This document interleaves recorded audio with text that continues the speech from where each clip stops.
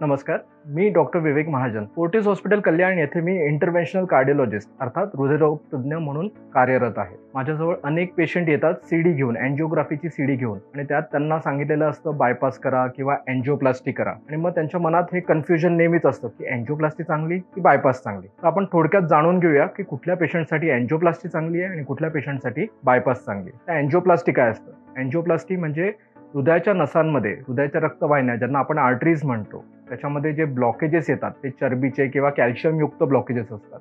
तर त्यात आपण मांडीची नस किंवा हाताची नस याद्वारे प्रवेश करून हृदयापर्यंत पोहोचून त्या नसमध्ये आपण वायर टाकून त्याच्यावरती एक फुगा किंवा बलून चढून ते ब्लॉकेजेस आपण हटवतो, त्या बाजूला करतो. आणि मग त्यात आपण एक धातूची ट्यूब, धातूची जाळी असते त्याची ट्यूब, त्याला स्टेंट म्हणतो, ती तिथे आपण फिट करतो आणि ते ब्लॉकेजेस ते स्टेंट धरून ठेवतो. याला आपण अँजिओप्लास्टी म्हणतो. या उलट बायपास सर्जरी किंवा CABG ज्याला म्हणतात, ही एक ओपन हार्ट सर्जरी असते. त्यामध्ये आपण काय करतो, जिथे ब्लॉकेजेस असतात तिथे आपण पर्यायी रस्ता रक्तपुरवठ्यासाठी बनवतो. ती नस आपण हाताची नस किंवा पायाची एक्स्ट्रा नस असते बॉडीमध्ये किंवा छातीच्या आतमधलीच एक्स्ट्रा नस आपण वापरून जिथे ब्लॉकेजेस असतात त्याच्या बाजूला आपण एक पर्यायी रस्ता बनवतो आणि रक्तपुरवठा सुरळीत करतो. त्या ब्लॉकेजेसचा असर मिटवतो आपण नवीन रस्ता देऊन. तर आता कुठल्या पेशंटला अँजिओप्लास्टी योग्य आहे, कुठल्याला बायपास योग्य आहे, तर त्याच्यासाठी अनेक नियम असतात किंवा क्रायटेरिया असतात.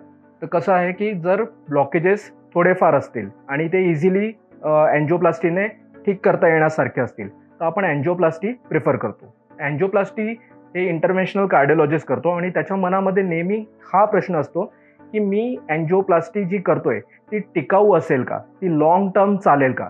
जर तसं रिझल्ट येऊ शकतो अशी मला अपेक्षा आहे तर छोटे मोठे ब्लॉकेजेस, 2-3 ब्लॉकेजेस, 4-5 ब्लॉकेजेस असतील तरीही आपण अँजिओप्लास्टी करू शकतो. पण ते आपल्याला विश्वास असला पाहिजे की आपण जो स्टेंट टाकतो तो चिरकाळ चालेल, नेहमी करता चालू शकेल आणि त्याच्यामध्ये टिकाऊपणा असेल. असं जर असेल तर आपण अँजिओप्लास्टीचा विचार अशा पेशंटसाठी करू शकतो.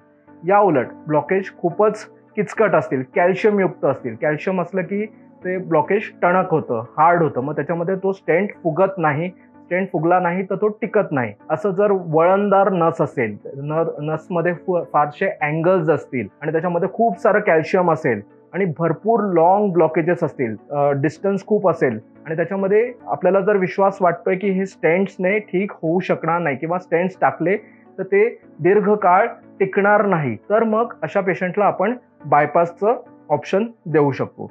या उलट जर इमर्जन्सीमध्ये हार्ट अटॅकचा पेशंट आला तर हार्ट अटॅकच्या वेळेला आपल्याला 90 मिनिटाच्या आतमध्ये ती नस खोलायची असते. हॉस्पिटलमध्ये पेशंट आल्याबरोबर 90 मिनिटाच्या आतमध्ये ती नस ओपन झाली पाहिजे. बायपाससाठी आपल्याला एवढा वेळ देता येणार नाही.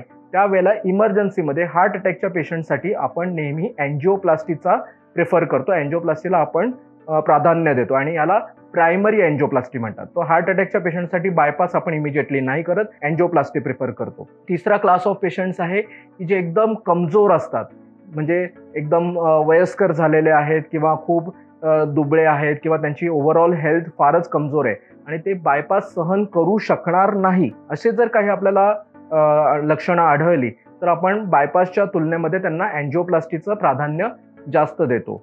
या उलट जर पेशंटला फार डायबिटीज आहे, डायबिटीज अनकंट्रोल्ड आहे, भरपूर ब्लॉकेजेस आहे, कॅल्शियमयुक्त ब्लॉकेजेस आहे, हृदयाची पंपिंग कमजोर झालेली आहे, तर अशा पेशंट्सला आपण बायपासचं प्राधान्य देतो अँजिओप्लास्टीपेक्षा. अँजिओप्लास्टी होऊ शकत नाही असं नाहीये, पण जर ब्लॉकेजेस खूप जास्त असतील आणि अँजिओप्लास्टीने रिझल्ट चांगला येणार नसेल तर अशा पेशंटला आपण अँजिओप्लास्टीपेक्षा बायपासचं ऑप्शन फर्स्ट प्रेफरन्सवरती देतो.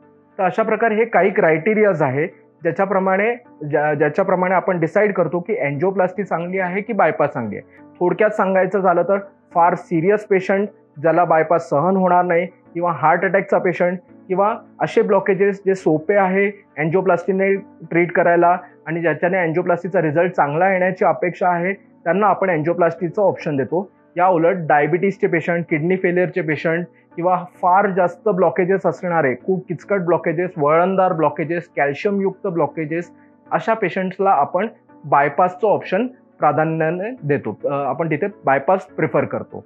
तर अशाच अनेक टिप्स जाणून घेण्याला फॉलो करत राहा आमचे व्हिडिओज. थँक्यू.